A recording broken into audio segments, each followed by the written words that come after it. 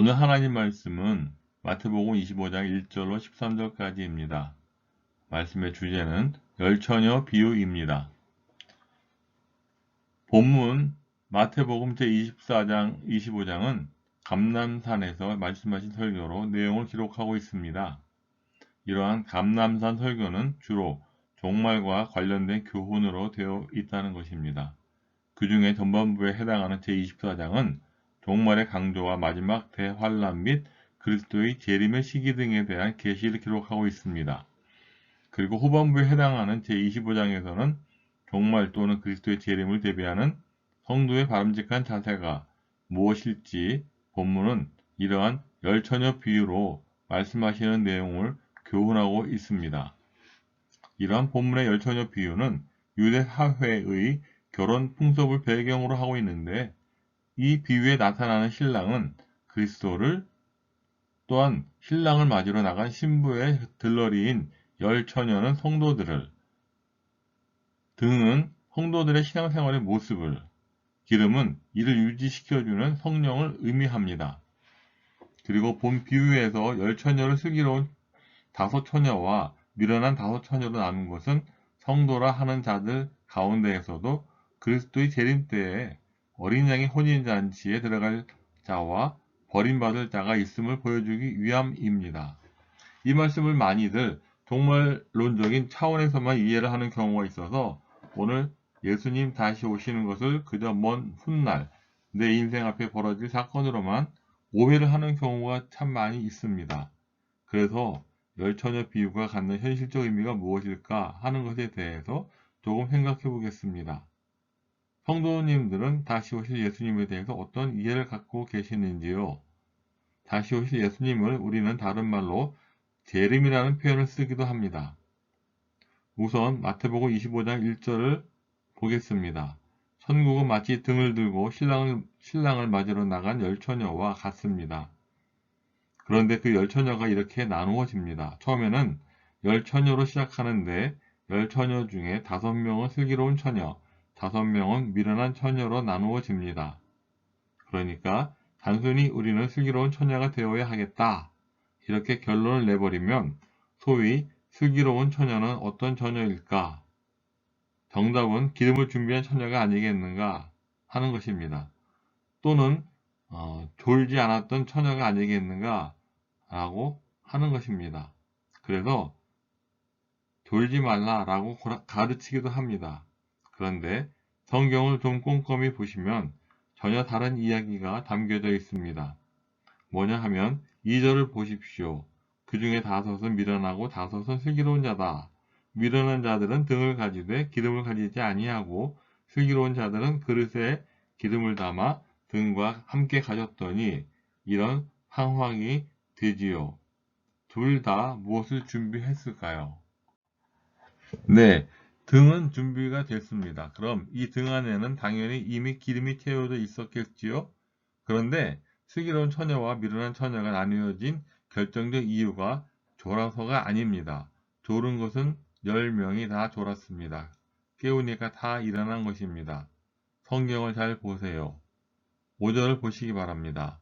신랑이 더디오므로 다 졸며 잘세. 그러니까 여러분, 10처녀가 다 졸았다는 것입니다. 다만 어, 다만 5처녀만 졸은 것이 아니라는 것이죠. 잠자는 것을 가지고 이제는 시비를 걸 이유가 본문 속에서는 적어도 사라졌다는 것입니다. 그렇지요? 그래서 10명이 다 졸았다는 것입니다. 그런데 문제는 신랑이 언제 오느냐가 문제입니다. 처녀들이 기다렸던 시간보다 뭐가 어찌 되었단 말인가요? 더디게 왔다는 것이 문제입니다. 이것 때문에 졸게 된 것입니다. 그래서 여기는 졸음에 대해서는 일절 성경도 시비를 말하지는 않습니다. 문제는 바로 이것입니다. 등은 똑같이 준비하였는데요. 그런데 누가 슬기로운 처녀가 되었고 누가 미련한 처녀가 되었나요? 예, 그릇에 따로 기름을 준비한 처녀는 슬기로운 처녀가 되었습니다. 그리고 따로 준비하지 못한 처녀들은 등에 있는 기름이 다 소모되어 갑니다. 그렇게 되면 어떻게 됩니까? 등불은 꺼집니다. 그래서 신랑이 온다, 마중하러 나가자 소리가 나니까 다들 졸다가 다 깨어서 신랑을 맞이하러 나가는데요. 이 사람들은 기름이 떨어지는 것이었습니다. 그래서 슬기로운 다섯 처녀에게 부탁을 합니다. 무슨 부탁을 할까요? 친구들아, 우리에게 기름 좀 부어다오. 그랬더니 저 슬기로운 처녀들이 이상하게도 냉정하게 거절을 합니다. 그러면서 우리 모두가 신랑을 맞이해야 하는데 너희들에게 이것을 나누어 준다면 우리도 가다가 기름 떨어지면 신랑을 맞이할 수가 없어. 우리가 지금까지 기다렸던 목적은 신랑을 맞이하는 것인데 그러지 말고 동네 가서 구하라고 말합니다. 하지만 그때가 밤중입니다. 그들은 어디서 기름을 구해야 할까요? 그런데 유대 관습 속에서 보면 결혼식이 있는 날이면 그 마을의 온 동네가 전부 철야를 하는 것입니다. 그래서 기름 가게가 다 문을 열어 놓습니다. 그러니까 그러지 말고 마을에 가서 기름집에 가서 기름을 차라리 구하는 것이 낫겠다고 합니다. 그리고는 나머지 슬기롭게 기름통을 따로 준비한 처녀들은 신랑을 맞이하러 갑니다. 미련한 처녀들은 마을로 들어가서 그제서야 기름을 부랴부랴 구합니다. 그런데 구해가지고 왔는데 이미 문은 닫혔습니다. 그래서 문을 두들기는 것입니다. 문을 두들기면서 우리가 왔다고 합니다. 그런데 이미 잔치 자리에 들어갈 시간은 끝난 것입니다. 그럼 과연 이 이야기가 재림의 어떤 부분을 설명하고 싶었던 것일까요? 이제 그 부분으로 한 단계 넘어가도록 해보겠습니다. 우선 우리가 밝힐 것은 등불과 기름이 무슨 역할을 하는가를 정확히 알아야 합니다. 제가 성경 한 구절을 읽어드릴 테니 좀 보시기 바랍니다. 레위기 24장 2절 4절 말씀인데요. 함께 합독하시겠습니다. 24장 2절입니다. 이스라엘 자손에게 명령하여 불을 켜기 위하여 감람을 찧어낸 순결한 기름을 4개로 가져오게 하여 계속해서 등잔불을 켜둘지며 아론은 회막안 증거궤 휘장 밖에서 저녁부터 아침까지 여호와 앞에 항상 등잔불을 정리할지니 이는 너희 대대로 지킬 영원한 규례라. 그는 여호와 앞에서 순결한 등잔대 위에 등잔들을 항상 정리할지니라. 아멘. 여러분, 성막의 구절을 보면 이렇게 되어 있습니다. 여기 등잔불이 놓여져 있는 장소가 나오면 이쪽에는 진설병이 배치되어 있습니다. 마주보게 되어 있습니다. 서로가 말이지요. 그 등잔불의 불빛은 방금 레위기 말씀처럼 항상 켜 있어야 하며 항상 정리가 되어 있어야 합니다. 또한 항상 밝혀져 있어야 하는 것입니다. 이 불빛은 어디를 향하여 밝혀지는 것일까요? 진설상을 향해 밝혀지는 것입니다. 이 진설상의 떡은 누구를 가리키는 것입니까? 예수 그리스도를 가리키는 것입니다. 진설상의 떡에 대해 예수님은 요한복음에서 무엇이라고 말씀하셨나요? 나는 하늘로부터 내려온 생명의 떡이다 라고 말씀합니다. 아하, 그러고 보니까 이 등잔대의 등잔불은 감람유로서 감람열매 씨로 찌어낸 기름으로 밝혀야 하는데 그게 늘 켜져 있어야 하는 것입니다. 그런데 늘 켜져서 맞은편에 누구를 비추어야 하나요? 예수 그리스도를 상징하는 진설상의 진설병을 비추어야 하는 것입니다. 그러니까 이런 것입니다. 성령님의 역할은 우리에게 무슨 능력을 가져다주고 우리에게 어떤 파워를 안겨주는 그런 역할을 하는 것이 아니라 고린도전서 12장 3절 말씀처럼 그러므로 내가 너희에게 알리노니 하나님의 영으로 말하는 자는 누구든지 예수를 저주할 자라 하지 아니하고 또 성령으로 아니하고는 누구든지 예수를 주시라 할 수 없느니라 라는 이 말씀의 의미가 무슨 뜻인가 하면 이런 뜻입니다. 성경은 기름을 보통 성령님으로 묘사하는데요. 성령님은 그 가장 고유한 역할의 기능이 무엇인가 하면 그리스도가 어떤 분인지를 우리에게 밝혀주는 역할을 합니다. 자, 그런데 오늘 이 슬기로운 처녀 이야기를 통해서 말하고 싶은 것이 무엇이냐 하면 깨어 있으라는 결론으로 끝이 납니다. 그런데 아까도 말했지만 졸은 것은 5명만 졸은 것이 아니라는 것입니다. 다 졸았고 깰 때에도 다 깨어났습니다.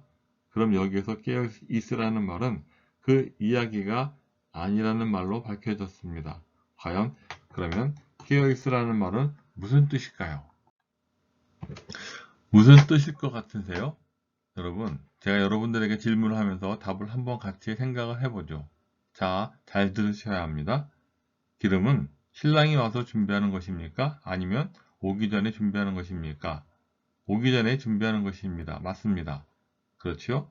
신랑이 오기 전 등을 준비하는 처녀들의 삶을 무엇이라고 합니까? 예, 그들의 일상입니다. 바로 지금 이 순간. 무슨 노래 가사 같지요? 바로 지금 이 순간 일상에 있어 처녀들의 낭패가 무엇이었을까요? 게으른 처녀들의 낭패가 일상 속에서 기름을 충분히 준비하지 않았던 까닭에 신랑이 오자 등불이 꺼져가는 위기를 만나면서 빌릴 수도 없고 하니까 그 시간에 부랴부랴 마을로 들어가서 기름을 구해가지고 왔지만 문은 이미 닫혔습니다. 이미 너무 늦어버린 것입니다. 잔치의 시간은 정해져 있다는 말입니다. 그들이 기름을 구해 도착해 보니 문이 닫혀 버렸습니다. 그래서 이 재림을 주제로 설명한 이야기 속에서 정말 강조하고 싶은 것은 딱 하나입니다. 재림이란 예수님이 오시는 어느 시간 끝에 벌어지는 그것을 어떻게 준비해야 하는지를 통해 오늘이라는 일상 속에서 늘 준비하라는 말씀입니다. 그것이 이 본문이 말하고 싶은 핵심입니다. 그런데 잘못된 이단들이 꼭 성도들을 유혹할 때 언제나 종말의 그 마지막 때 시간, 언제 오시는지 여기에만 초점을 맞추다 보면 어떤 일이 벌어질까요? 예, 아시는 것처럼 오늘의 일상을 놓아버리게 만드는 것입니다. 이게 가장 큰 문제입니다. 아니 우리가 기억하시다시피 1992년 다윗선교회라고 하는 것을 아시죠? 그 잘못된 동물론자들의 가르침을 통해서 난리가 났었습니다. 그러한 이단들이 요즘에도 얼마든지 많이 있다는 것이죠. 언제 예수님이 오십니다 라고 말하면서 사람들을 미혹하면 그러면 아니 예수님이 오실 것인데 직장은 다녀서 무엇을 하고 아이들 학교는 보내서 뭐해 라고 말하는 것입니다. 집 전세 빼고 아이들 학교 다 걷어치우게 하고 그거 팔아서 다 교주에게 갖다 바치고 그 집단으로 들어가는 것입니다. 실제 우리 주변에 그런 분이 계셨습니다. 여러분, 하나님은 왜, 언제, 그리고 때와 시간을 정해서 가르쳐 주지 않느냐고 합니다. 하지만 결론은 간단합니다. 오늘 일하는 일상에 대해 충실하도록 하기 위해서입니다. 그런데 잘못된 이단들은 때와 시간을 정해서 마치 자기네들이 예지적인 계시의 능력이 있는 것처럼 교인들을 속여서 온갖 재산들을 다 갖다 바치게 하고 오늘을 놓아버리게 한다는 것입니다. 우리 기독교 근현대 교회사의 잘못된 형태가 많이 있었습니다. 그래서 오늘의 이 재림에 대한 가르침은 결론적으로 무엇인가 하면 깨어있다는 것은 무엇을 이야기하는 것일까 하는 것입니다. 일상과 오늘에서 늘 주님이 오시길 준비하는 삶의 태도입니다. 기억하시길 바랍니다. 말씀을 마치겠습니다. 이 열처녀의 비유에서 중요한 것은 10 또는 5이라는 숫자가 아니라 신랑을 기다리는 열처녀가 그 준비 상태에 따라 둘로 양분되었다는 것이며 신랑이 더디 올 때에 신랑 맞을 준비가 철저히 했던 슬기로운 5처녀는 혼인 예식에 들어갈 수 있었던 반면에 신랑이 더디 올 것을 대비해 여분의 기름을 준비하지 않은 미련한 5처녀는 버림을 받았다는 것입니다. 결국 본 비유는 재림을 대비하는 바람직한 성도의 자세와 관련하여 예수께서 확실히 재림하시지만 그때가 언제인지 알지 못하므로 항상 영적으로 깨어서 그리스도의 재림을 기다리되 예수께서 언제 오시든지 간에 자신 있게 맞이할 수 있도록 만반의 준비를 갖추고 있어야 함을 교훈해주고 있습니다. 곧 말씀과 성령으로 더불어 하나님과 끊임없이 교제를 나눔으로써 생명력이 있는 신앙과 경건의 능력을 갖춰야 하는 것입니다. 그렇다면 이제 우리 자신을 돌아봅시다. 나는 과연 영적으로 깨어 있습니까? 등과 함께 기름도 준비하고 있습니까? 만일 그렇지 못하다면 아직 기회가 있는 지금 최선을 다해서 준비하시는 효동침례교회 성도님들 되시기를 간절히 바랍니다. 아멘.